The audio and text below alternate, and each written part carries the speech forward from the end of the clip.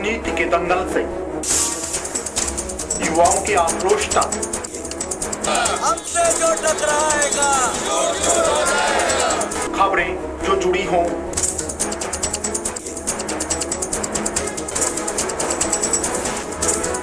या फिर अपराध जगत से, या फिर जनता और प्रशासन का हो आमना सामना। देखिए सिर्फ 24 न्यूज पर अब हर खबर पर होगी।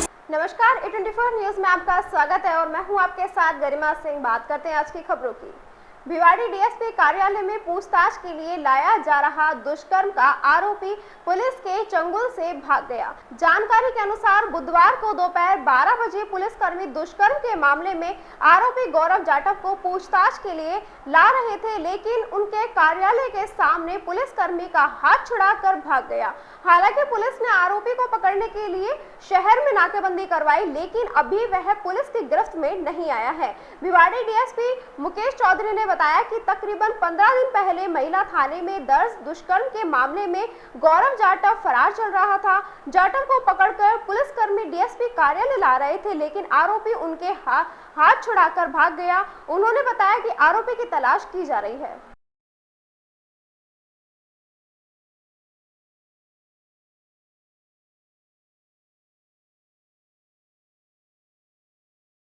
सर, भिवाड़ी से एक रेप का आरोपी अभी फरार हुआ है। क्या है पूरा मामला सर, और कहां से इसको दस्तयाब किया था? महिला थाने भिवाड़ी का एक रेप का मामला है, जिसका अनुसंधान सीओ भिवाड़ी द्वारा किया जा रहा है। उस मामले में अनुसंधान के लिए जो नामजद आरोपी है, उसको भिवाड़ी कस्बे से अनुसंधान के लिए जो हमारी टीम ने बुलाया और उसको साथ ले जा रहे थे, तो सीओ ऑफिस के बाहर जब वो पहुंचा तो वो उतर कर और अपना हाथ छुड़ाकर, उसको ऐसा लगा कि शायद उसको गिरफ्तार कर सकते हैं, तो वो डर कर या उस तरीके से वो वहाँ से भाग गया। सामने मॉल था, उसमें उसने भाग के वो बाहर चला गया। टीम ने हमारा पीछा किया उसका, लेकिन वो वहाँ से गायब हो चुका था। इस संबंध में हमने टीमें गठित कर रखी है जो उसकी तलाश कर रही है। इस संबंध में जो भी कानूनी कार्रवाई होगी वो करते हुए, और चूँकि अभी वो नामजद आरोपी है, उसके संबंध में अनुसंधान किया जाना है, तो अनुसंधान के बाद में वो मुलजिम है या नहीं उसके संबंध में डिसाइड होगा। सीओ भिवाड़ी इस मामले की जाँच कर रहे हैं और इस संबंध में जो भी कानूनी कार्रवाई वो की जाएगी। सर, कितना पुराना प्रकरण था ये रेप का? प्रकरण ये रिसेंट प्रकरण ही है, पिछले महीने का प्रकरण है और महिला थाने पर दर्ज है। तो अभी शुरुआती दौर में, प्रारंभिक दौर में ही इसमें अनुसंधान जारी है और जो भी अनुसंधान में है वो आपको बताएं। लगभग कितने पुलिस वाले थे सर उस समय जिस समय इसको लेकर आए? इस संबंध में तकरीबन 3-4 पुलिसकर्मी थे, जो 2 पुलिस की गाड़ी थी, जिसमें एक थाने की गाड़ी थी और सीओ भिवाड़ी की भी गाड़ी वहीं थी, जहाँ पर उनका जो स्टाफ है सीओ भिवाड़ी का वो था। चूँकि मुलजिम को अभी तक गिरफ्तार नहीं किया गया था, तो इसे नॉर्मल पूछताछ के संबंध में ही लाया गया था और उस दौरान वो वहाँ से भले ही सर इसको दस्तयाब किया था, लेकिन रेप पीड़ित नामजद था उसके अंदर। पकड़ना एक चिंता का विषय आप नहीं मानते इसको भिवाड़ी जैसे कस्बे से? हाँ, जरूर ये चिंता का विषय तो है कि इस तरह से कोई जो है आरोपी वो भाग जाए और अनुसंधान में सहयोग ना करे। इस संबंध में हम जो भी कानूनी कार्रवाई को जरूर करेंगे। Thank you. सर, टीम में कितने लोग शामिल थे और उनके क्या क्या नाम है? पुलिसकर्मी कौन कौन थे? डिटेल्स में आपको अभी नाम मेरे पास है नहीं, लेकिन 3-4 पुलिसकर्मी थे जिनके नाम आपको शेयर करूँगा। Thank you. चारा मोनी बाबा गौशाला सूरजमुखी का तहसीलदार अशोक कुमार व वशिष्ठ पशु चिकित्सा अधिकारी डॉक्टर राजेंद्र सिंह ने निरीक्षण किया। तहसीलदार अशोक कुमार ने गौशाला की नर मादा बछड़ा बीमार गोवंश को पृथक पृथक रखे जाने की अच्छी व्यवस्था के लिए गौशाला कमेटी का आभार व्यक्त किया। वह गोवंशों को गर्मी से बचाव के लिए आवश्यक उपाय करने के दिशा निर्देश दिए। गोवंश का स्वास्थ्य अपेक्षा अनुरूप पाया गया। उन्होंने गौशाला में निराश्रित गोवंशों के लिए कमेटी द्वारा लगाए जा रहे छत के पंखों का उद्घाटन किया। तहसीलदार ने गौशाला में गायों को गुड़ भी खिलाया। गौशाला के विकास और संवर्धन पर विशेष चर्चा की गई। इस अवसर पर सचिव देशपाल यादव, व्यवस्थापक यशपाल, आचार्य मूलचंद चौधरी आदि उपस्थित रहे।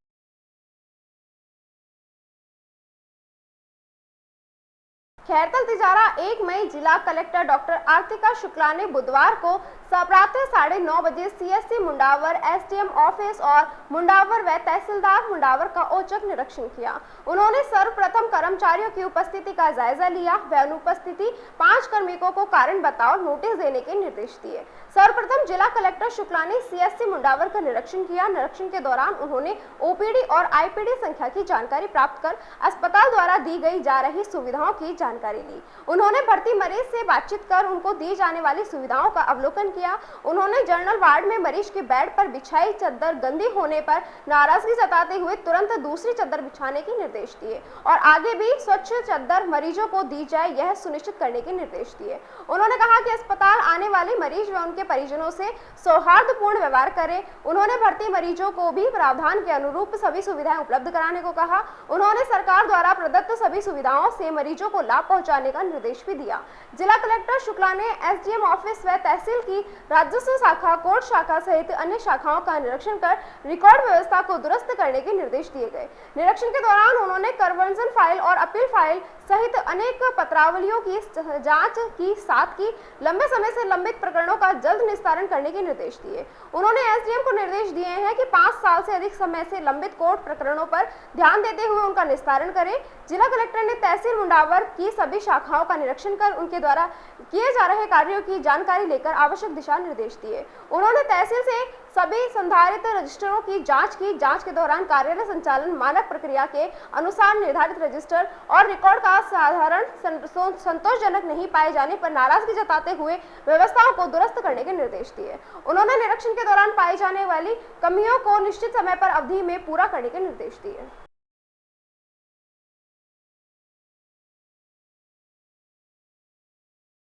खैरतल तिजारा 1 मई जिला कलेक्टर डॉक्टर आर्तिका शुक्ला ने निर्देशानुसार बनाई गई परिवहन एवं उद्योग विभाग की संयुक्त टीम ने औद्योगिक से निकलने वाले अपशिष्ट पानी को भिवाड़ी की खुली नालियों में छोड़ते हुए 2 टैंकरों सहित एक गाड़ी को भी जब्त किया। महाप्रबंधक उद्योग व वाणिज्य विभाग भिवाड़ी एस खोरिया ने बताया कि संयुक्त जांच दल ने टैंकर में भरे अपशिष्ट पानी का सैंपल लेकर Rajasthan pollution control board Bhiwadi की लैब में जांच हेतु भेजा गया। उन्होंने बताया इससे पूर्व भी औद्योगिक इकाई से निकलने वाले अपशिष्ट पानी को टैंकरों के माध्यम से खुले नालों में छोड़ती हुई एक इकाई बंद कराया गया है। उन्होंने यह भी बताया है कि अवैध तरीके से औद्योगिक अपशिष्ट को खुले नालों में छोड़ने वालों पर कार्यवाही निरंतर की जा रही है।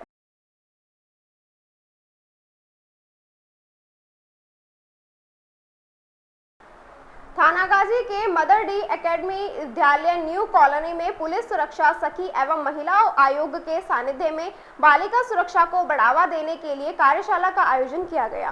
कार्यशाला में थानागाजी की पुलिस सुरक्षा सखी एवं मानव अधिकार एक्शन फॉर्म की प्रदेश महासचिव रीना शर्मा शशि सैनी ने संबोधित कर बालिकाओं को उनके अधिकारों की जानकारी देकर बढ़ते अपराधों में किस तरह सुरक्षा की जाए, इसकी जानकारी प्रदान की गई।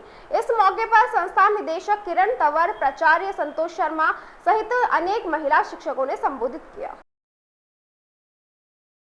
रीना शर्मा जी के द्वारा जो आपको ये बताया गया है कि भाई ऐसे महिला शक्ति, ये आपको समझाया कि भाई बैड टच, गुड टच, अकेले नहीं जाना है, शॉर्टकट नहीं अपनाना है रास्ता, तो वो बहुत अच्छा लगा। अच्छी जानकारी दी। आपको सबको मोबाइल नंबर दिवा दिए इन्होंने, अब आप इन पे बात करना। अगर कोई दिक्कत आए तो सबसे पहले टीचर्स होता है संपर्क में, तो टीचर्स से बताइए, बेझिझक बताइए। आपके साथ है, टीना जी साथ है, हम साथ है और बाकी आपके पेरेंट्स हैं। शराब गोदाम की फाइल पास करने को लेकर 3 लाख की घूस लेते जिला आबकारी अधिकारी सुरेश यादव को एसीबी ने किया गिरफ्तार। दोहरे लालच में फंसे आबकारी अधिकारी सुरेश यादव फाइल रोकने को लेकर दूसरे ठेकेदार से भी लिए पैसे। घूस का एक चक्र ऐसा चला, आबकारी के सारे नियम पैसे देकर उड़ाए जाते थे। ट्रैप होते ही माफी मांगते हुए गिड़गिड़ाने लगा जिला आबकारी अधिकारी सुरेश यादव। भ्रष्टाचार निरोधक ब्यूरो की टीम द्वारा जिला आबकारी अधिकारी सुरेश कुमार यादव को शराब गोदाम की लोकेशन पास करने की एवज में 3 लाख की घूस लेते एसीपी ने बुधवार देर रात जिला आबकारी अधिकारी सुरेश यादव को गिरफ्तार किया गया है। आबकारी अधिकारी 6 लाख की रिश्वत मांग रहा था, इसमें से 3 लाख पहले ही ले चुका था। बुधवार को सरकारी आवास पर परिवादी को देर रात 9 बजे बुलाया और उसने रकम लेकर कार में रखवा दी। उसी दरमियान एसीपी भिवाड़ी के डीएसपी परमेश्वर यादव की टीम ने आरोपी सुरेश कुमार यादव पुत्र बलवीर सिंह यादव को रिश्वत लेते रंगे हाथों पकड़ लिया। रात 11:30 बजे जिला आबकारी अधिकारी को गिरफ्तार कर लिया गया और आज कोर्ट में पेश किया जाएगा।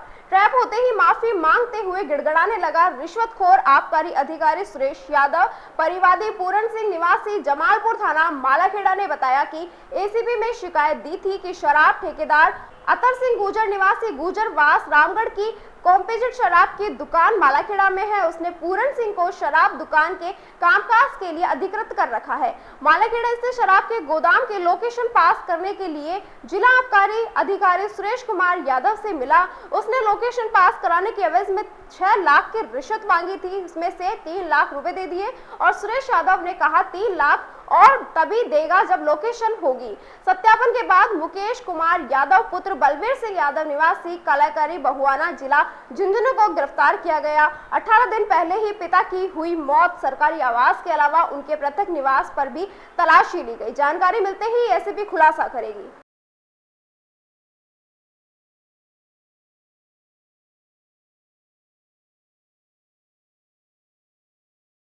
ये सही तरीके से सूरज जी आप तो मरीन साहब को रहे क्या?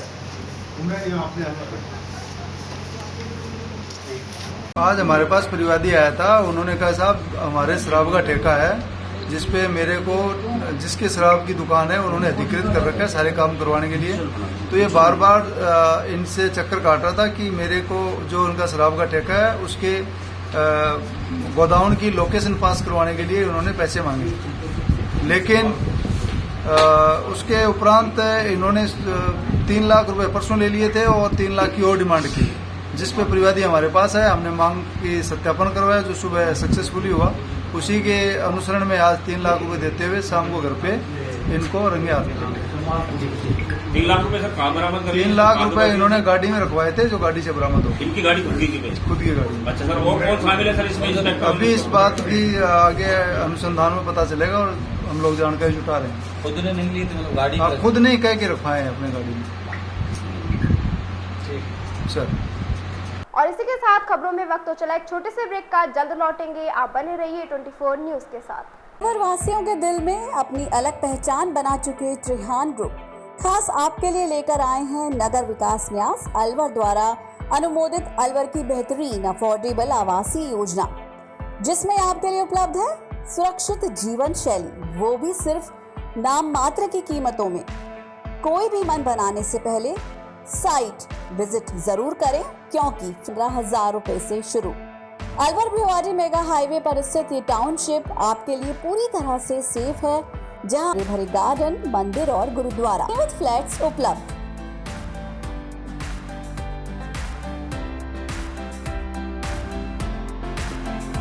अलवर की सर्वोत्तम हाउसिंग योजनाओं में से एक है अपना घर Shalimar.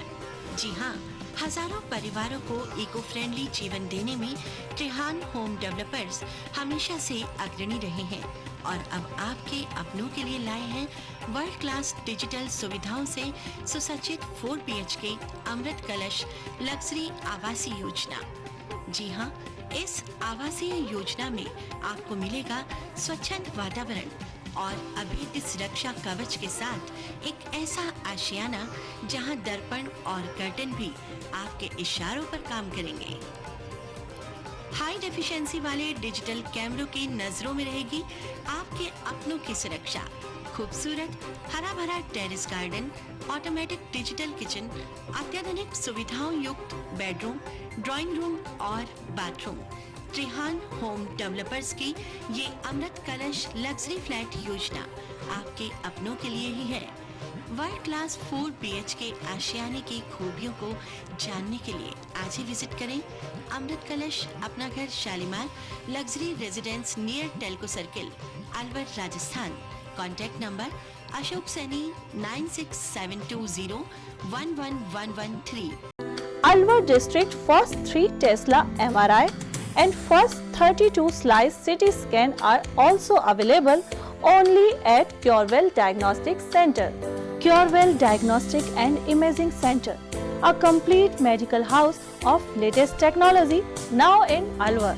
We are providing all types of investigations for many diseases with reliable results. In this series, digital X-ray, 4G ultrasound, color Doppler, colored sonography, echocardiogram, video ECG, and thyroid tests are conducted in advanced technology with latest medical equipments. Our other equipments are Simon's Advia Centor CP, Dizorin Lyson, Sysmex 800i, Vitros 250, Vertex OPZ 3000, Alere Affinion AS 100 Analyzer, Vitec 2 Compact System and Prodigy Lunar DEXA Scan. A well-qualified and dedicated doctor's team is working for their patients for 24 hours in Curewell Diagnostic Center. Dr. S.K. Sharma, Dr. Ran Vijay Singh, Dr. Vinod Kumar Sharma, Dr. Shakti Singh, Dr. Varsha Jain, Dr. Vijendra Kumar Meena. Our main centers are Curewell Diagnostic Center, Lakhandawala Kua, Curewell Imaging Center, DV Camp Building, opposite Government Children Hospital.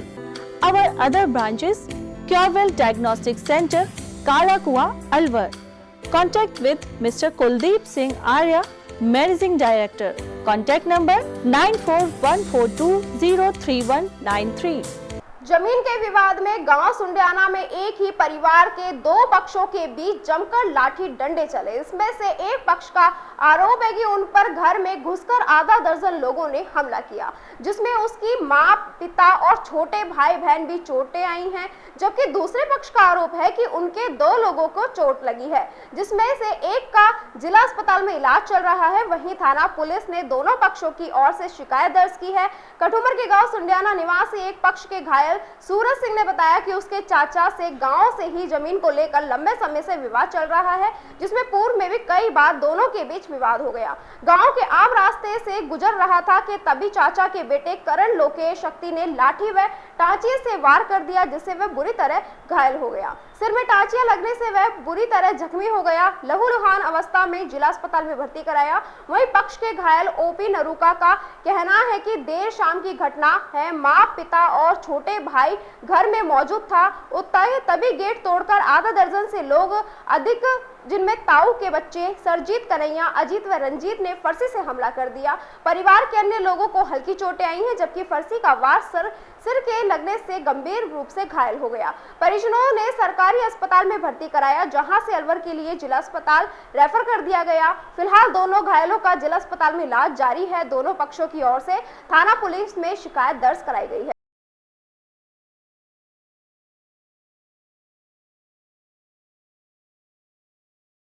भैया नाम क्या है आपका? कौन से गांव निवासी हो? क्या घटना हुई है? सरजीत सिंह नाम है, गांव सुंडियाना है और पानी भरता हुआ घेराऊ में 5-6 जनों ने सिर पे मेरे पानी का बाल्टा रखा था। वो पानी का बाल्टा आज भी नीचे घर है। क्यों मारा आपको? कोई पुरानी बात हुई? हाँ, पुरानी रंजिश है वो तो। किस बात को लेकर है? वही हमारी पुरानी जमीन के ऊपर विवाद था और क्या है। कितने बीघा जमीन है? जमीन क्या हमारी वो है, आबादी की जमीन पड़ी रहे जैसे गांव की, वो जमीन के पीछे है। बाकी वैसी जमीन नहीं है हमारी बोने जोतने वाली। ये तो कब से विवाद चल रहा है वो? ये तो विवाद हमारा काफी दिन से चल रहा है। कितने सालों से?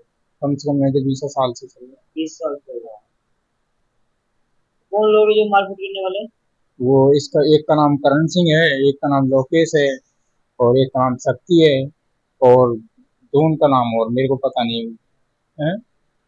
2 रिश्तेदार हैं वो। किस चीज से हमला किया आपके ऊपर? डंडों से। एक टांचा था जो मेरे यहाँ दिया है सिर में, और ये पैर में लाठी डंडे से। उसी गांव के निवासी हैं? हाँ, उसी के हैं, हमारे वही हैं काका बाबान में। काका ताऊ चाचा? हाँ, हमारे परिवार के आपस की जो जमीन है उसको रंजिश लेकर उसको झगड़ा हुआ है। हमारी जमीन है वो, आप जैसे मतलब परिवार की जैसे जमीन रहती है उस तरीके से। आपके साझे में है जमीन? आपके साझे में? हाँ, जमीन हमारे साझे में भी है भाई। हमारे पुराना मकान भी पड़े हैं उस जगह में, इधर को इनके भी पड़े हैं। इन्होंने क्या है, हम कुछ जमीन इन्होंने बेच दी अपनी पहले जो भी भाड़ा की जमीन बोलते थे वो जमीन तो बेच दी किसी को। अब वो हमारी पे भी कब्जा कर रहे हैं। थाने में शिकायत नहीं की आपने? पहले कर दी ना। क्या बोले वो? पहले मैं कोर्ट से करवा के आया तब भी मेरे को कुछ नहीं हुआ, और फिर मैं अब यहाँ करके आया तब भी मेरा कुछ नहीं हुआ। मेरा नाम लोकेश सिंह नरूका है। मैं सुबह अपने घर पे सो रहा था। 5 बजे की घटना है तकरीबन। ये लोग अचानक से मतलब गेट का दरवाज़ा तोड़ के अचानक से हमला किया था उन्होंने मेरे ऊपर। लाठी फर्शी से बाहर किया है। मेरी मम्मी जी बाहर घर पर काम कर रही थी और पिताजी और छोटा वाला भाई बाहर बैठक में सो रहे थे। तो इन्होंने अचानक हमला करके मेरे यहाँ पे फर्शी की चोट मारी है, सिर में चोट मारी है और इधर भी ये यहाँ पे इधर भी चोट मारी है और लात घूंसों से मतलब पेट में सबने मारा है। कौन कौन लोग थे हमला करने वाले? हमले तरफ सरजीत सिंह है और कन्हैया है, अजीत सिंह है। ये हमला पहली बार नहीं हुआ है। इससे पहले तकरीबन मेरे दादाजी थे, उनके पास उनकी पसलियाँ तोड़ दी थी इन लोगों ने पहले। अच्छा। मेरी मम्मी के भी उन्होंने मतलब अकेले में करके बाहर किया था। दादी सर के ऊपर भी हमला कर चुके हैं। ये हमला क्यों हुआ, मतलब किस बात पुराने बात को रंजिश कोई पुरानी?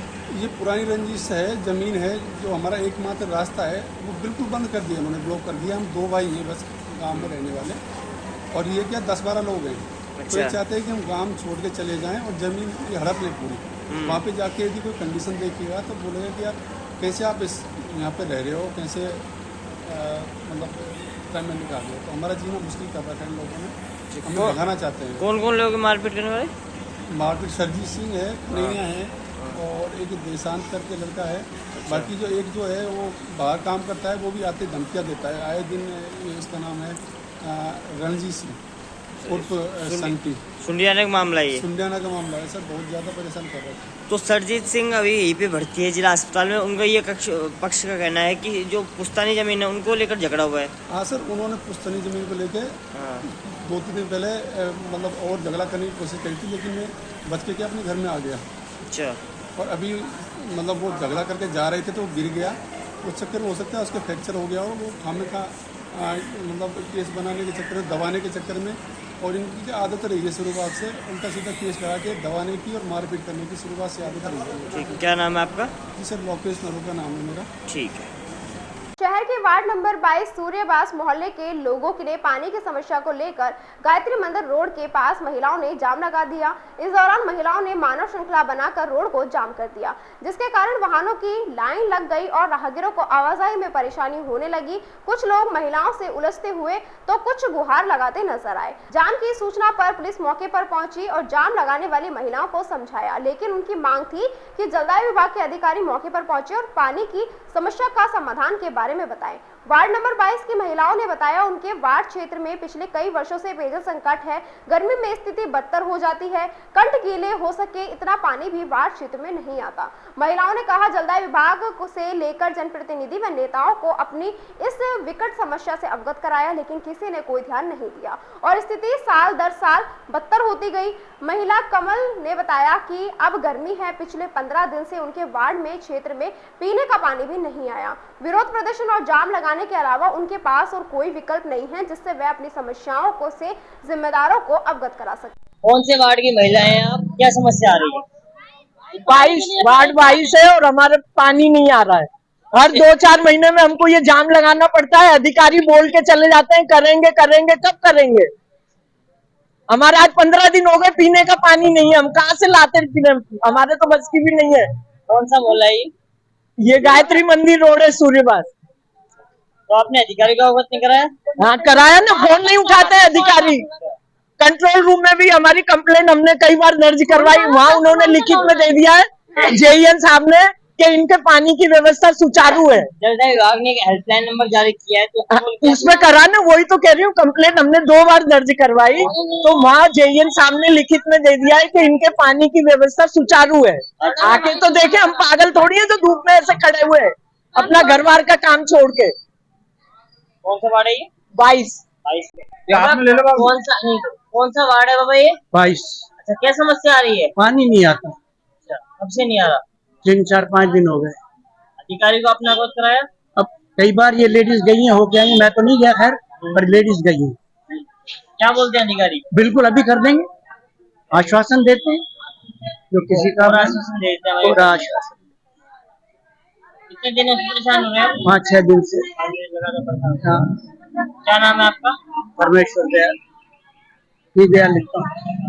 अलवर शहर के मिनी सचिवालय स्थित जिला कलेक्टर में ठगी पीड़ित ने अपनी मांग को लेकर ज्ञापन सौंपा। ज्ञापन सौंपने के पश्चात ठगी जमाकर्ता पीड़ित मोहन लाल ने बताया कि जो भी जमाकर्ता ठगी परिवार है उनकी सुनवाई नहीं हो पा रही है, जबकि प्रधानमंत्री मोदी ने बर्थ सेट 2019 लागू कर दिया है, लेकिन अभी तक किसी ने सुनवाई नहीं हो पा रही है, जिसमें सभी लोगों का पैसा अटका हुआ है। लोग अपने पैसे को तरस रहे हैं, जिसके चलते लोग अपने कार्य को भी नहीं कर पा रहे हैं, जिससे ना तो व्यक्ति शादी ब्याह कर सकता है और ना ही मकान बन सकता है, न ही बच्चों को अच्छी शिक्षा दिला सकता है। हम सभी का पैसा इसमें अटका हुआ है। ज्यादातर पैसा इसमें रिटायर्ड कर्मचारियों का है, साथ ही सीनियर सिटीजन जिन्होंने अपनी सारी कमाई इसमें जमा करवाई है, वह भी जमा पूंजी नहीं निकाल पा रहे हैं। कार्रवाई नहीं होने से लोग अब हताश हो चुके हैं और मरने की कगार पर है। पीड़ित मोहनलाल ने बताया कि कंपनी को गए हुए करीब 5 साल से 3 महीने से ज्यादा समय बीत चुका है, लेकिन अभी तक जमा पीड़ितों की कोई सुनवाई नहीं हो पाई, जिसके चलते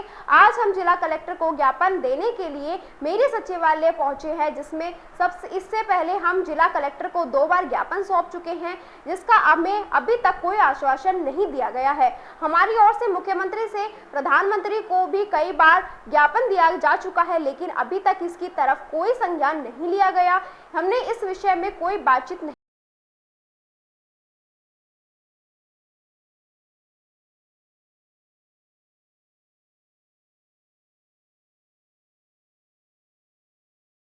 हमारी समस्या में ये है, जो भी जमा करता ठगी परिवार है उसकी सुनवाई नहीं हो रही है, जबकि प्रधानमंत्री मोदी जी ने बर्थ सेट 2019 लागू कर दिया गया है, लेकिन अभी तक उसकी सुनवाई नहीं हो रही है।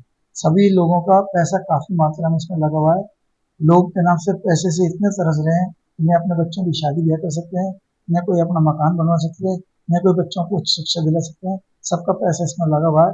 ज्यादातर लोग इसमें जो रिटायर्ड कर्मचारी हैं उनका है, जिन्होंने सीनियर सिटीजन्स जिन्होंने के नाम से अपनी गाड़ी कमाई लाके इस कंपनी में जमा कर दी कि भाई हमें आगे इससे सहारा मिलेगा, लेकिन वो बिल्कुल अब हताश हो चुके हैं और वो बढ़ने के कगार पे हैं। कंपनी को गए हुए कितने महीने हुए? कंपनी को गए आज 5 साल 3 महीने हो चुके हैं, लेकिन अभी तक हमारी कोई सुनवाई नहीं हो रही है। हमने मुख्यमंत्री महोदय को, प्रधानमंत्री महोदय को कई बार ज्ञापन दे दिया, लेकिन उन्होंने इसकी तरफ कोई संज्ञान अभी तक नहीं लिया, न उन्होंने हमसे कोई इस विषय में बातचीत की है कि हमारे भुगतान कब तक हुआ। अब आप किसको ज्ञापन देने हैं? अब हम यहाँ कलेक्टर साहब को भी ज्ञापन देना है। हाँ, ये हमारा कलेक्टर साहब को भी तीसरा दौरा है कि इससे 2 बार हम पहले दे चुके हैं, लेकिन अभी तक उन्होंने हमें कोई आश्वासन नहीं किया इस बारे में। कलेक्टर साहब को दे रहे हैं, ये कलेक्टर साहब का नाम राष्ट्रपति को दे रहे हैं? नहीं, अभी कलेक्टर साहब को दे रहे हैं। क्या नाम है आपका? मोहनलाल जैन। आपके चैनल के माध्यम से मैं रिक्वेस्ट करता हूँ कि हम लोग करीबन 5 साल से जो है ठगी पीड़ित परिवार कोशिश कर रहा है कि हमारा पैसा मिल जाए, और हमने केवल ये अलवर में ही ऐसा हो रहा है जो सुनाई नहीं है। अलवर, चित्तौड़गढ़ में और कई जिलों में, कई स्टेट में पैसा मिलना शुरू हो गया है, लेकिन अलवर का जो प्रशासनिक अधिकारी लोग हैं ये हमारी बात को सुनवाई नहीं कर रहे हैं। कभी तो कहते हैं एमएलए के चुनाव हो रहे हैं, कभी कहते हैं कि एमपी के चुनाव हो रहे हैं, कभी कहते हैं कि अभी हमारे पास स्टाफ नहीं है। तो मेरा आपके चैनल के माध्यम से ये कहना है कि आपको कोई बुरी खबर नहीं सुननी है तो हमारी इस रिक्वेस्ट को पुरजोर आप अपने चैनल के माध्यम से अधिकारियों तक पहुंचाएं कि ठगी पीड़ित परिवारों का आप सुनवाई करें, अन्यथा उनमें से कोई भी आदमी ऐसा न हो कि कुछ बड़ा कदम लेने पे मजबूर हो जाए। क्या नाम आपका? भारत भूषण अग्रवाल, 21 नंबर। और इसी के साथ खबरों में वक्त तो चला एक और छोटे से ब्रेक का, जल्द लौटेंगे। आप बने रहिए 24 न्यूज के साथ। 70 2024-25 के एडमिशन प्रक्रिया स्टार्ट हो चुकी है और मेरे पीछे आप देख सकते हैं ये है अलवर का मोती डूंगरी स्थित मॉडुलस का कैंपस। आइए जानते हैं यहाँ के बच्चों से, और क्योंकि मॉडुलस के जो प्रीवियस रिजल्ट्स रहे हैं वो बहुत ही शानदार रहे हैं। ये मैं नहीं कह रहा हूँ, ये जो आप देख सकते हैं यहाँ पर जो बच्चों के परसेंटाइल ये स्कोर लगे हुए हैं, जिनको अच्छी मेडिकल कॉलेजेस और उनको कहें कि अपना IIT कॉलेजेस मिली है।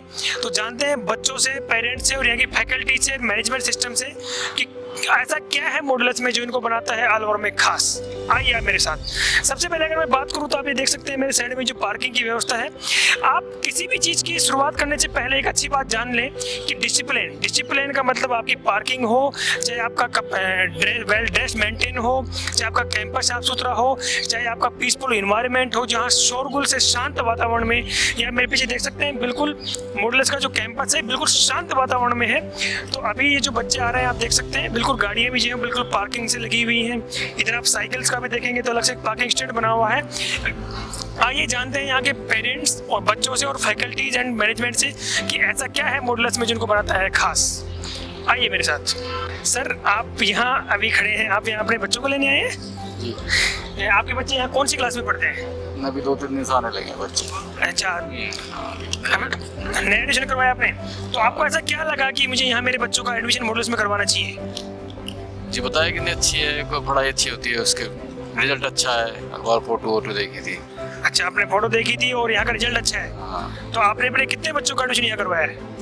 हमारे आसपास के 2-3 बच्चे हैं जो एक साथ यहाँ आए हैं। अच्छा है, तो आप यहाँ मॉडुलस के तो बाकी आसपास के 2-3 बच्चे हैं जो इसमें ले रहे हैं। Okay, thank you so much sir. आइए मैं आपको और भी बच्चे पेरेंट्स और स्टूडेंट्स से मिलवाता हूँ जिन्होंने अपने यहाँ इसी वर्ष में एडमिशन करवाया है। आइए आप मेरे साथ। अभी मेरे साथ यहाँ कुछ और स्टूडेंट्स हैं।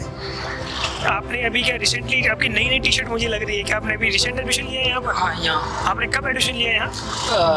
1 अप्रैल को। 1 अप्रैल को। तो ऐसा क्या विशेषता आपको मॉडुलस में लगी जो आपने यहाँ पर एडमिशन लेना उचित समझा?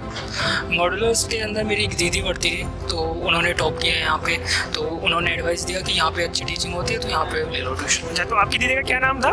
मुस्कान। अच्छा, मुस्कान मीना जो अभी अच्छी वो है। हाँ बिल्कुल, रिलेटिव है। तो आप मॉडुलस के टीचर्स फैकल्टी के बारे में क्या कहना चाहेंगे? काफ़ी अच्छी है, मेरे को टीचर सारे अच्छे लगे, फिजिक्स के, केमिस्ट्री के, बायोलॉजी के सारे बढ़िया थे। इनफैक्ट वो बहुत अच्छे से पढ़ाती भी हैं और उनका तरीका सबसे यूनिक है मेरे को जितना लगता है। Okay, thank you so much और best of luck. Thank you. Without dress लग रहे हैं कि आपने रिसेंट एडमिशन लिया है यहाँ पर? डेमो में। अच्छा, डेमो में लिया हो, तो कैसा लगा आपको डेमो लेकर के? बहुत बढ़िया, बहुत अच्छा लगा। तो क्या आपने कौन सी क्लास के लिए डेमो लिया है? IIT JEE के लिए। IIT JEE के लिए। तो क्या कहना चाहेंगे यहाँ की जो फैकल्टीज हैं, क्लासरूम्स उनके बारे में? बहुत बढ़िया, क्लासरूम भी बहुत बढ़िया है। बहुत बढ़िया है। ये अभी यहाँ पर एडमिशन की जो प्रक्रिया है वो भी चल रही है सेशन 2024-25 के लिए। और अभी ये है डायरेक्टर सर का केबिन। हम सर के केबिन में चलते हैं और बात करते हैं सर से और पूछते हैं कि मॉडुलस में ऐसा क्या है विशेष जो इनको बनाता है अलवर में खास। मैं अभी डायरेक्टर सर से जानने की कोशिश करता हूँ। सर नमस्कार। नमस्कार। मॉडुलस में ऐसी क्या विशेषताएं हैं जो पेरेंट्स अभी मैं बाहर से आ रहा था, कभी पेरेंट्स और बच्चों से भी मैंने बात की, उन्होंने बताया कि मॉडुलस में हमने एडमिशन लिया, किसी ने डेमो लिया। ऐसी क्या विशेषताएं हैं मॉडुलस में जो पेरेंट 2024-25 में अपने बच्चों का एडमिशन करवाना चाहते हैं जो मॉडुलस में करवाएं?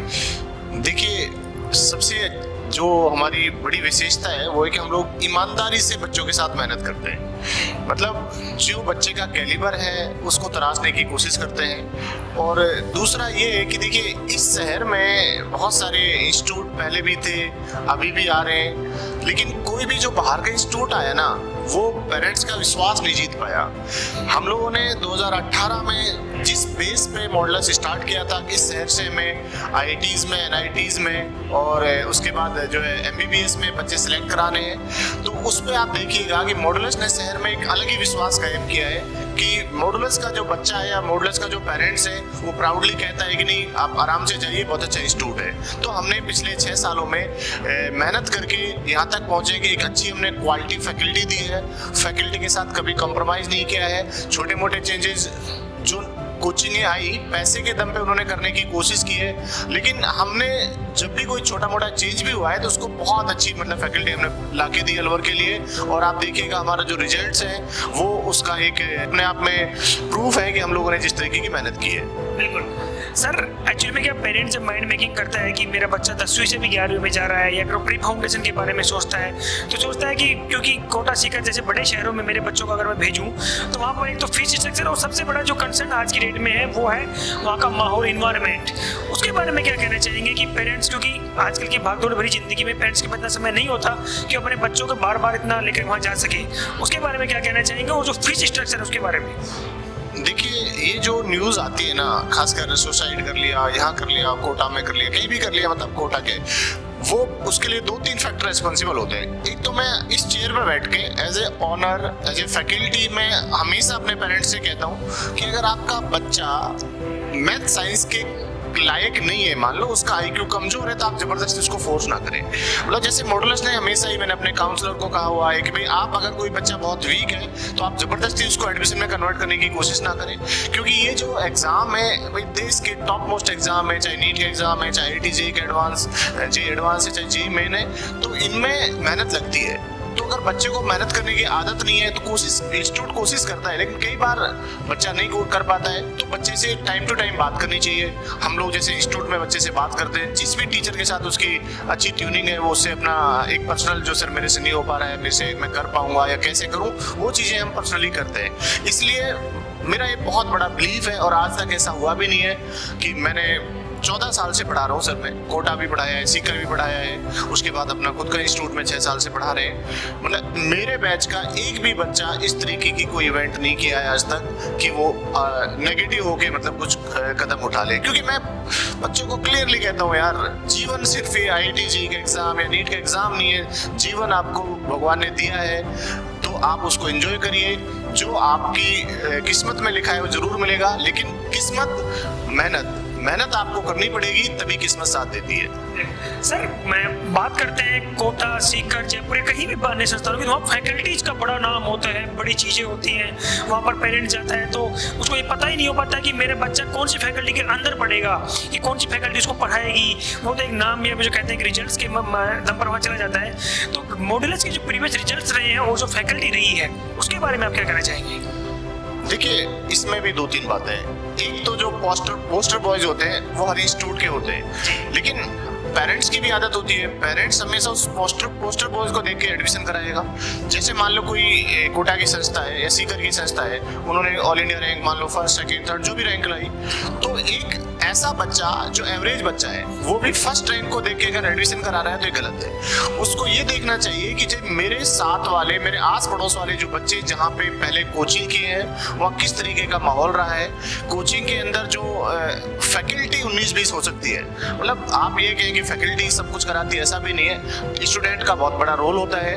उसके अलावा जो एक वहाँ का सिस्टम है, मतलब मान लीजिए कि मॉडुलस एक सिस्टम है, उस सिस्टम के बहुत सारे पिलर है। उस सिस्टम का एकेडमिक जो मॉड्यूल है, उस सिस्टम का जो है क्लासरूम का इन्वायरमेंट है, उस सिस्टम का जो मैनेजमेंट है, उसका बिहेवियर है, उस सिस्टम के काउंसलर है, उस सिस्टम की फैकल्टी है, उस सिस्टम के टेस्ट पेपर्स हैं। तो इन सब का छोटा योगदान रहता है। तो लेकिन फिर भी संस्थाएं क्या करती है कि कॉस्ट कटिंग के चक्कर में कई बार ऐसे टीचर ला देती है जिनके सब्जेक्ट खुद ही क्लियर नहीं होते हैं, तो वहाँ नुकसान होता है। अदरवाइज तो फैकल्टी, जैसे हमारी फैकल्टी है, बहुत मेहनत करती है। आप अभी भी देखोगे तो आपको डाउट में करीब 30-40 बच्चे एट ए टाइम आपको मिलेंगे। आप उन फैकल्टी वहाँ पे डाउट बता रही होगी। आप क्यों ना हमारे साथ ही चले और हमें एक बार आप दिखाएं आपका जो डाउट काउंटर्स एंड जो चीज़ें हैं फैसिलिटी के बारे में, और मैं आपसे चलते चलते 2-3 सवाल भी कर लूँगा कि मॉडुलस में इस सत्र में कौन कौन से कक्षाओं के लिए एडमिशन प्रारंभ है। जो पेरेंट्स एडमिशन करवाना चाहते हैं वो करवाए। देखिए, मॉडुलस जो है 9th 10th foundation batches, pre foundation batches, इसके अलावा जो है नीट और IIT जो है उसके लिए हम लोग 11th फाउंडेशन, 12th फाउंडेशन, जो बच्चा 11th से 12th में जाता है वो कंटिन्यू करता ही है। इसके अलावा जो 12th पास आउट बच्चे, जिनको अपन ड्रॉप आउट बच्चे बोलते हैं, ड्रॉपर बच्चे बोलते हैं, उनके लिए एडमिशन ओपन है। सभी क्लासेस के बैचेस चल रहे हैं। देखिए, जो मैं बात आपसे कर रहा था कि हम लोगों के जो डाउट है, इस तरीके से ये हम लोगों के डाउट काउंटर्स हैं, और यहाँ पे जो बच्चे हैं डाउट पूछते रहते हैं। तो ये जैसे अभी कुछ विदाउट यूनिफॉर्म बच्चे हैं, तो ये न्यू एडमिशन है। कुछ यूनिफॉर्म में जो पुराने बच्चे हैं वो सारे यहाँ पे डाउट पूछ रहे हैं। बिल्कुल सर, डाउट का बड़ा रोल होता है कोचिंग में, क्योंकि देखो बच्चा जब पढ़ता है तो उसकी कॉन्सेप्ट क्लास में वो पहुंचने में हिचकिचाता है, कई बार उसके क्लियर नहीं हो पाते हैं। मैं जब भी मॉडुलस में विजिट करता हूँ, यहाँ पर डाउट काउंटर भीड़ लगी रहती है। तो ऐसा क्या है कि जो बच्चों को डाउट काउंटर्स के प्रति, जो कि टीचर्स भी क्या करते हैं, बहुत कंसर्न करते हैं उनके अबाउट, तो मॉडुलस के डाउट काउंटर्स की कुछ विशेषताएं बताएंगे? बेसिकली देखिए, बच्चे 2 कैटेगरी के होते हैं। हम तो बहुत मोटिवेट करते हैं कि बच्चा क्लास में हैंड रेज करे, क्वेश्चन पूछे, लेकिन एक बच्चा जो होता है पर्टिकुलर शाई नेचर का होता है, वो जो है क्लास में हेजिटेट करता है, और खासकर शुरुआती डेज में जब वो 11th में एडमिशन लेता है, तो उन बच्चों के लिए स्पेशली हम ये कहते हैं भाई आप क्लास में नहीं पूछ पा रहे तो आप इंडिविजुअल अकेले अपने जो टीचर है जो आपको पढ़ा रहे हैं। एक और खासियत है, ये जो सारे टीचर यहाँ बैठे हुए हैं, ये पर्टिकुलर जिस बैच में पढ़ा रहे हैं उस बैच के बच्चे इनसे आराम से पूछ सकते हैं, दूसरे के पूछे वेल एंड गुड। और ये भी नहीं कि आप सिर्फ मॉड्यूल का पूछे, किसी भी बुक का पूछिएगा। तो मैं ये भी कह रहा हूँ कि हमारे यहाँ जो फैकल्टी जो क्लास लेती है, हम उसी को ही मोटिवेट करते हैं भाई आप जो है डाउट पर 1-2 घंटे बैठिए और बच्चों को बताएं।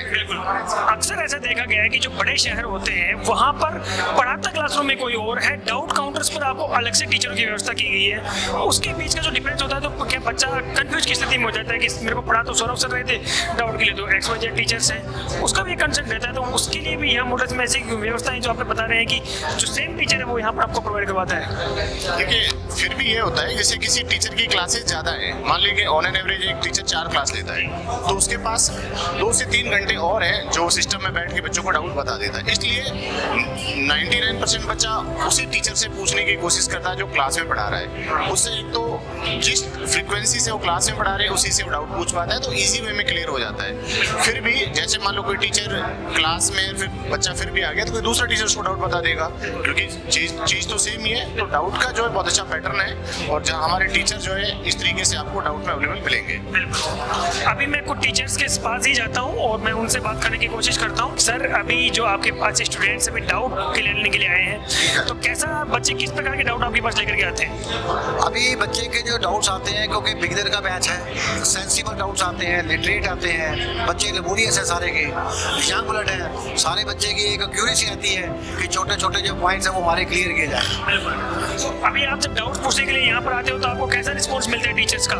बहुत अच्छा रिस्पॉन्स मिलता है, जो भी हमारे डाउट्स होते हैं सब क्लियर हो जाते हैं, और छोटी छोटी बातें भी होती है वो भी क्लियर हो जाती है। तो सर कोई भी आपको टीचर यहाँ पर हेजिटेट नहीं करता, पूछने बिल्कुल आप पूछ सकते हैं? हाँ बिल्कुल पूछ सकते हैं, और अच्छे से आपकी क्वेरी सोल्व होती है? हाँ, एक चीज़ 3 बार भी पूछते तो भी बताते हैं। 3 बार पूछते तो भी बताते हैं। ओके, मैं भी और भी विद्यार्थियों से जानने की कोशिश करता हूँ। इधर भी डाउट काउंटर चल रहा है मेरे sir. Hello sir, sorry to interrupt you.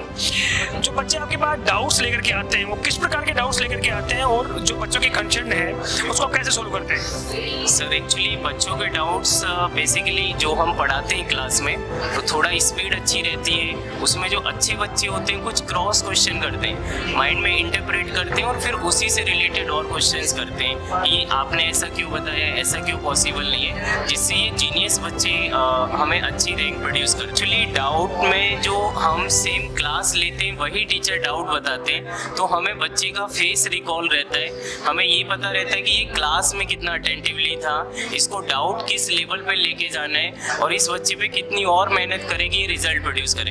Actually अगर आप दूसरे टीचर से डाउट दिलाओगे जो मेन क्लास नहीं ले रहे, तो एक्चुअली वो टीचर अननोन है और बच्चा भी अननोन है, और ऐसे केस में बहुत ज़्यादा क्लियरिटी नहीं बढ़ पाती बच्चे को। मॉडल्स की बात करें तो जो इन्वायरमेंट है, मैं काफ़ी देर से नोटिस कर रहा हूँ, बिल्कुल शोर शराबे से दूर, पीसफुल इन्वायरमेंट, ऐसा कुछ नहीं है। पार्किंग में उधर देख रहा हूँ तो पीछे बिल्कुल सिस्टमेटिक ढंग, वहाँ से आपने गार्ड्स लगा रखे हैं। इतना खर्चा ये किस लिए?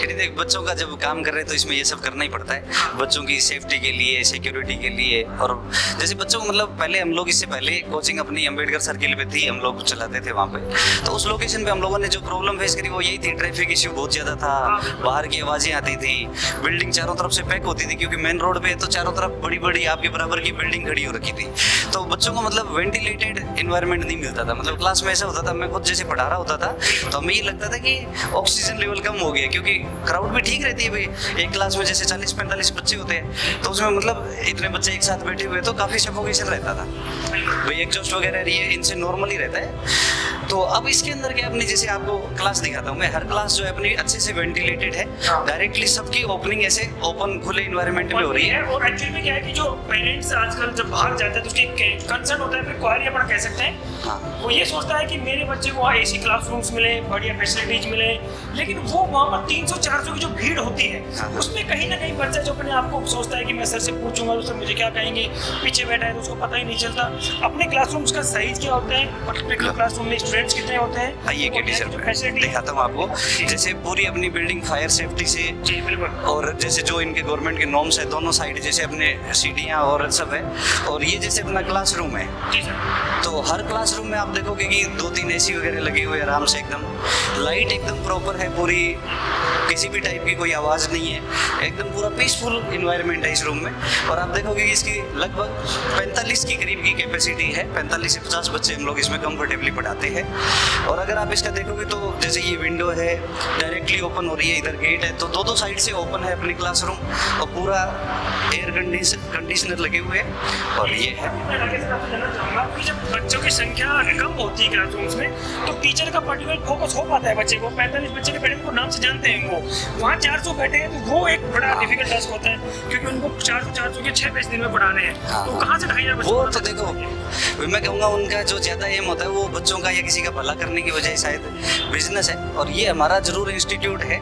हम लोगों ने भी, मैं भी हो सकता है वो सेकंड मकसद हो, पर पहला मकसद क्योंकि हमें अलवर के अंदर लोकल लोग हैं, लोकल लोगों को फेस करना है। हम 6 साल हो गए ऐसी छोटी सोच के साथ, हम लोग 1 साल 2 साल अपनी जेब भर के निकलने वाला काम ऐसे वाले लोग कर सकते हैं जिनको परमानेंट रहना है। हमारा खुद का इंस्टीट्यूट है जिसको हमने एक बीज की तरह बोया था, जो छोटे से पौधा बनते हुए 2-2 पत्तियां हमने उनकी काउंट करी है, ये मानो, जो आज जरूर हो सकता है लोगों को विशाल लग रहा हो, लेकिन हमने इसके एक पत्ता कब उगा है, हमें, मेरे को मतलब पर्सनली आप देखोगे एक बच्चे का कौन कब आया, कौन पेरेंट्स, सारे टिप्स पे है। मतलब ये तो बाहर के रिजल्ट्स की जो बात कर रहा था मैं उधर तो बाहर था 99.97 परसेंटाइल, 60 परसेंटाइल, 50 परसेंटाइल, ये जो स्कोर्स है अगर हम बाहर भी देखेंगे तो आप ये बहुत सारे होर्डिंग्स लगा रखे हैं।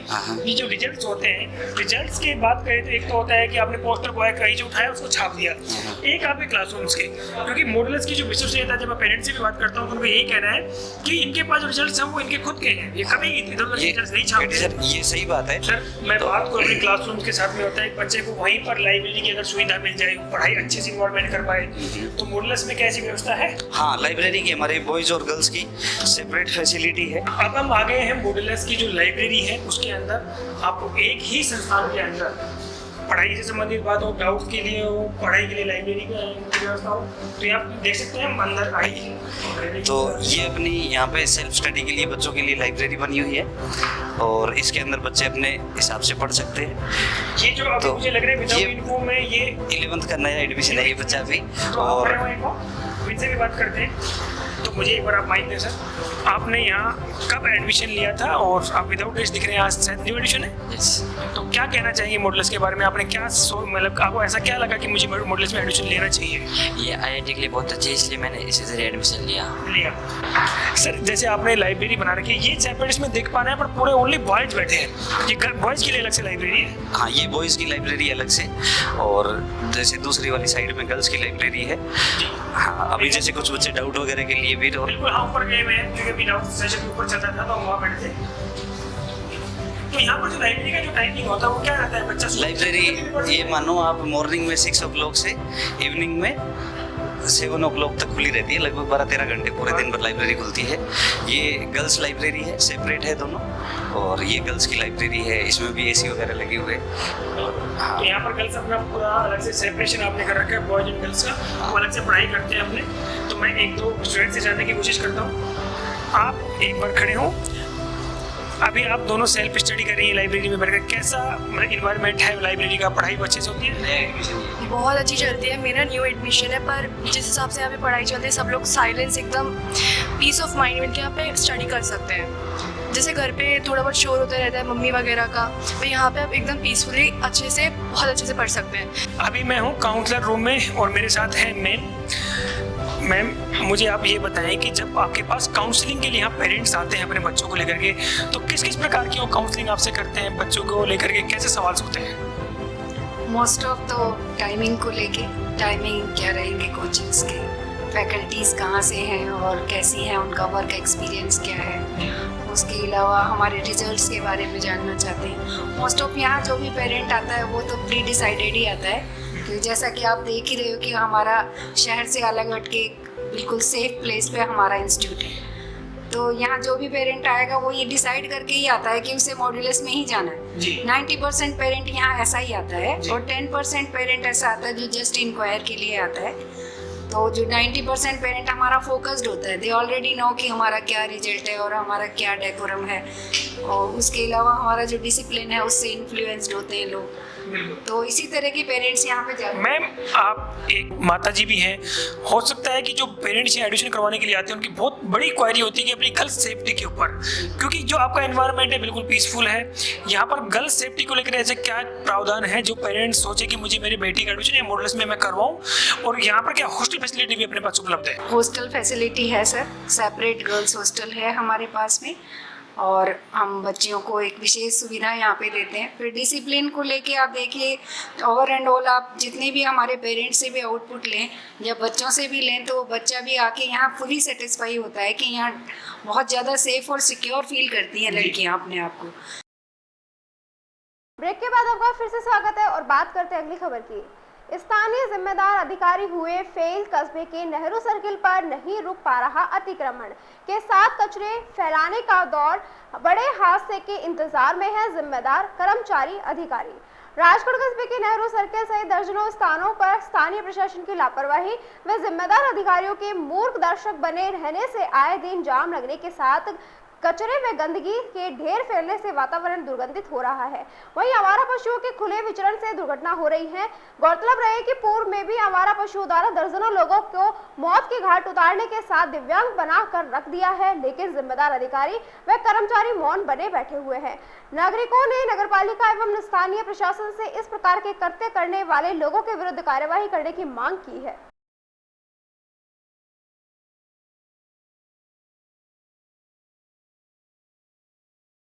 अलवर जिले के मालाखेड़ा निवासी विश्वेंद्र पुत्र दामोदर जाट की बुधवार देर शाम कार की टक्कर से मौत हो गई। गुरुवार को परिजनों ने इस मामले को सड़क दुर्घटना से नहीं मानते हुए हत्या का मामला मानकर धरना प्रदर्शन शुरू कर दिया।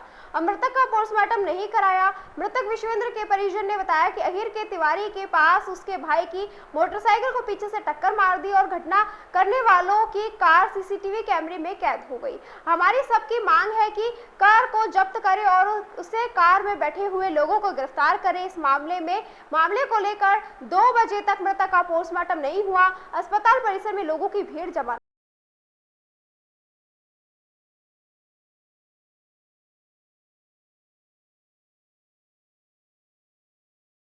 परसों के दिन उसके ससुराल गया था। ससुराल से उसकी मैसेज को वापसी छोड़ते समय कुछ लोगों ने गाड़ी से उस पर हमला किया। 12 तिबारा के बीच में, तिबारा के आसपास, जिसमें उसको गाड़ी से पीछे से धकेला है। उतर के कुछ लोगों ने उसके 4-5 लोगों ने डंडे बरसाए और फिर वापसी वो रिटर्न हो गए। यह घटना करीबन कल 5:30 से 6 बजे के बीच में है। हमने सीसीटीवी फुटेज खंगाले, उसके अंदर वो गाड़ी 4 से 5 बार हमको मालाखेड़ा से लक्ष्मणगढ़ से मालाखेड़ा की ओर आती जाती दिखी है।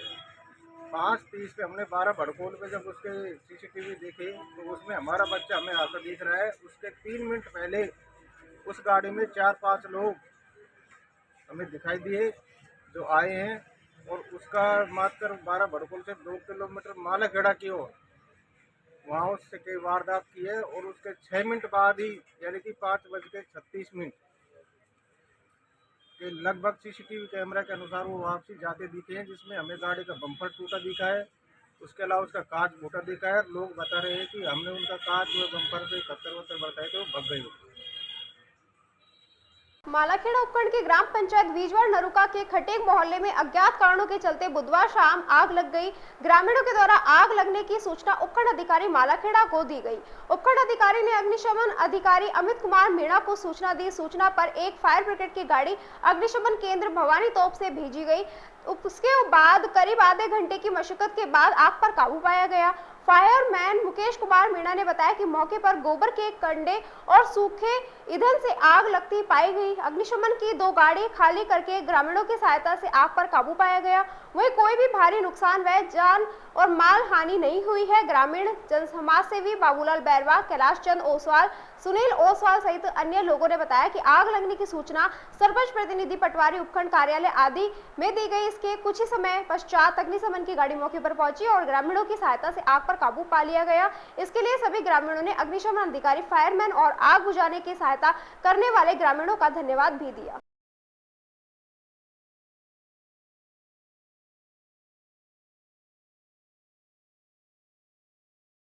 सर सबसे पहले मुझे फ़ोन पर सूचना मिली, कैलाश चंद्र मास्टर जी ने फ़ोन पर सूचना दी कि अपने यहाँ आग लगी हुई है शमशान घाट खटीक मोहल्ले में। मैं तुरंत है जो सबसे पहले सुबह में हमारे जो सरपंच प्रतिनिधि है उनको फ़ोन पे बात की, वो मालाखेड़ा थे। उसके बाद मैं मालाखेड़ा थाने में फ़ोन किया, पटवारी को फ़ोन किया। लास्ट में अंत में एसडीएम भजन बाबू जी हमारे बीजवाड़ से, एसडीएम साहब को वहाँ फ़ोन किया और एसडीएम साहब ने फायर ऑफिसर को फ़ोन किया। उसके आधे घंटे के अंदर अंदर फायर ब्रिगेड की गाड़ी आ गई और आग को यहाँ आकर देखा तो एक तो पूरा जो उपलों का वो है वो जला हुआ था, दूसरा एक पेड़ है टीचर का उसमें आग लगी थी। आसपास से लोगों ने आग पर काबू पाया। सारे लोग गांव के पानी भरने जा रहे थे और कोई जान माल की हानि नहीं हुई। आग में लगने का कारण अभी तक पता नहीं लगा और इसका भी पता लगाया अभी तक पता नहीं लगा आग का। Rahul Singh Pawar, A24 news Alwar. गर्मी के बढ़ते प्रकोप के साथ ही आग लगने की घटनाएं लगातार देखने को मिल रही है। वहीं बुधवार शाम को मालाखेड़ा उपखंड की ग्राम पंचायत बीजवाड़ नरुका के खटीक मोहल्ले के शमशान भूमि के पास में अचानक आग लग गई।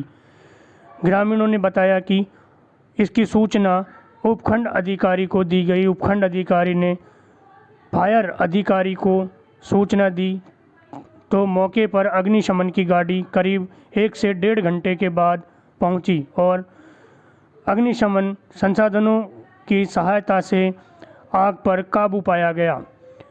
मालाखेड़ा नगरपालिका मुख्यालय पर अग्निशमन की और संसाधनों की व्यवस्था नहीं होने के कारण गाड़ी को अलवर भवानी तोप केंद्र से भेजा गया, जिससे आने में करीब 1 से 1.5 घंटे का समय लग गया। साहब अग्निशमन अधिकारी से सूचना मिली बीजवाड़ नरुका, कौन सा मोहल्ला है?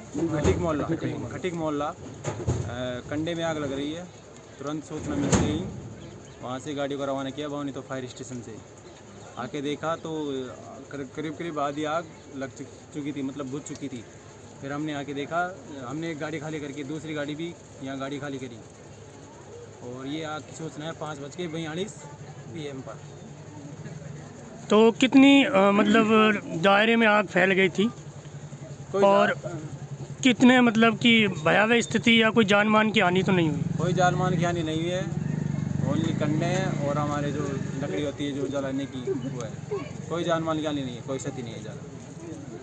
अलवर शहर के कोतवाली थाना अंतर्गत कंपनी बाग के पास मुंह में डीजल रखकर आग से प्रदर्शन करने के दौरान आग की चपेट में आने से एक 23 वर्षीय युवक बुरी तरह झुलस गया, जिसे उपचार के लिए जिला अस्पताल में भर्ती कराया गया है, जहां उसका उपचार जारी है। पीड़ित हर्ष ने बताया, शहर में हनुमान ध्वज यात्रा निकल रही थी। इस दौरान कई युवक मुंह में डीजल भरकर आग से प्रदर्शन दिखा रहे थे कि तभी वह डीजल उसके मुंह पर आ गया और आग लग गई।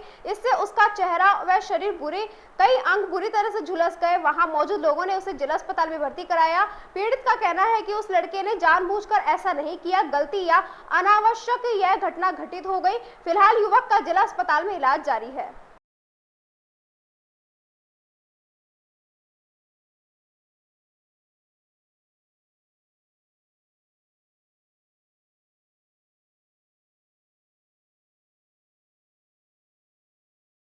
तो आप क्या नाम है आपका? मेरा नाम हर्ष है।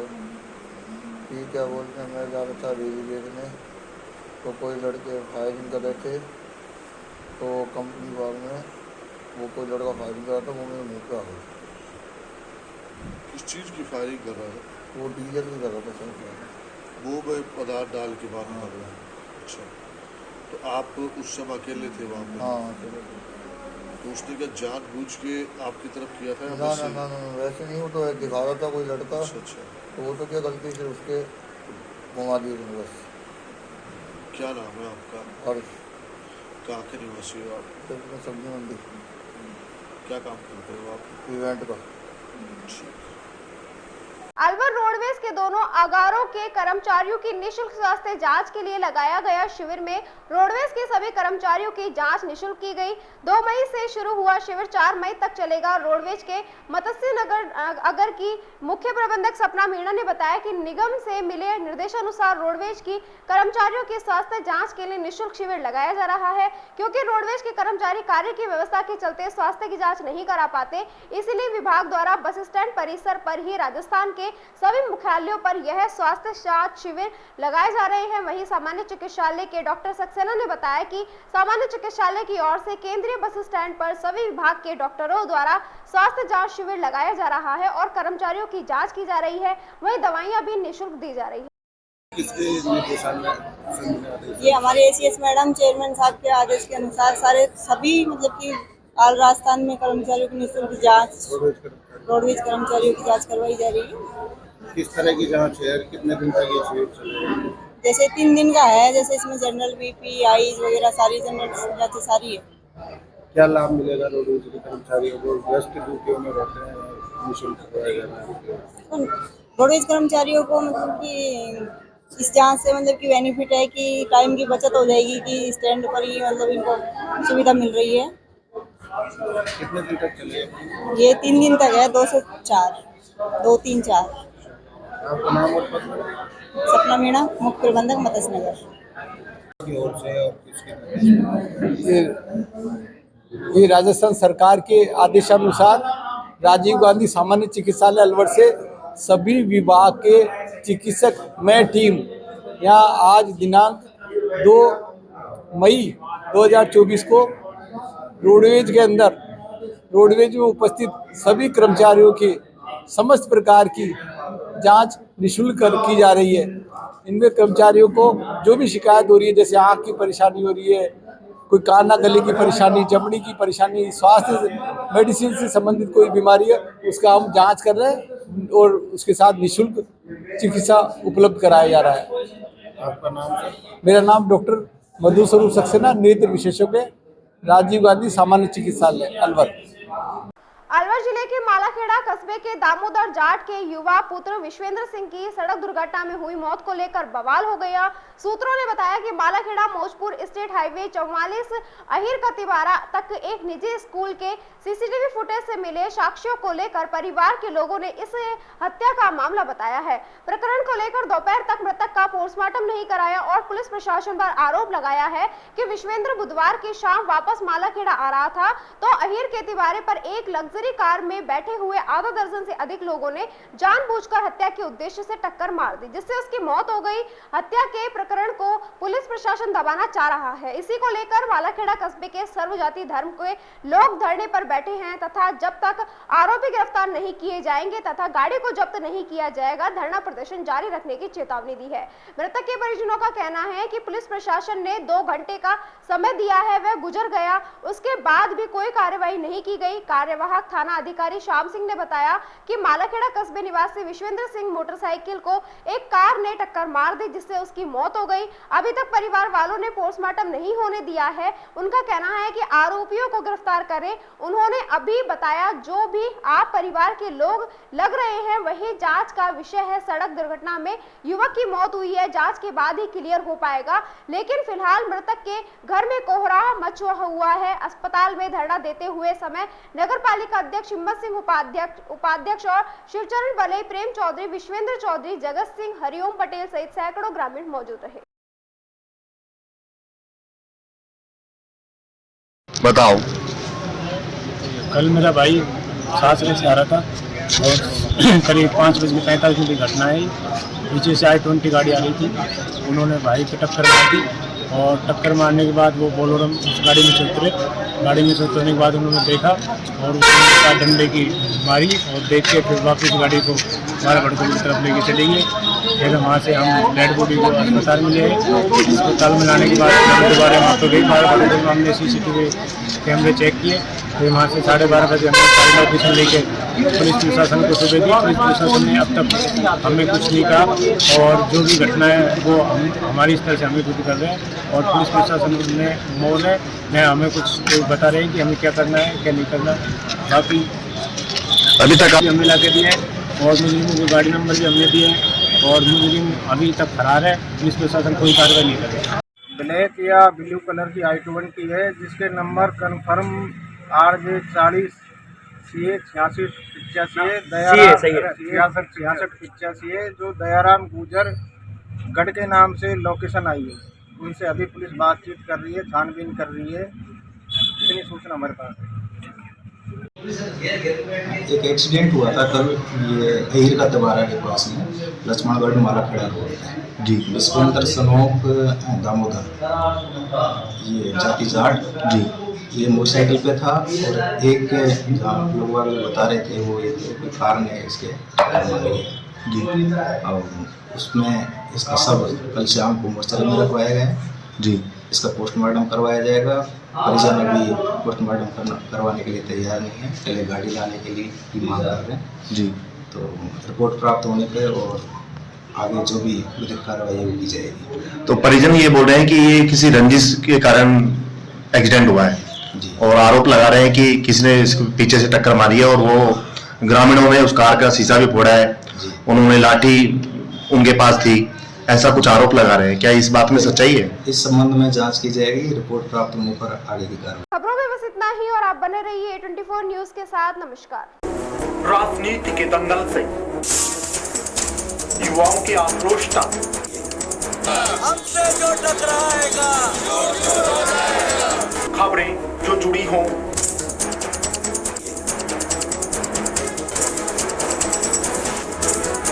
या फिर अपराध जगत से या फिर जनता और प्रशासन का हो आमना सामना, देखिए सिर्फ 24 न्यूज़ पर अब हर खबर पर होगी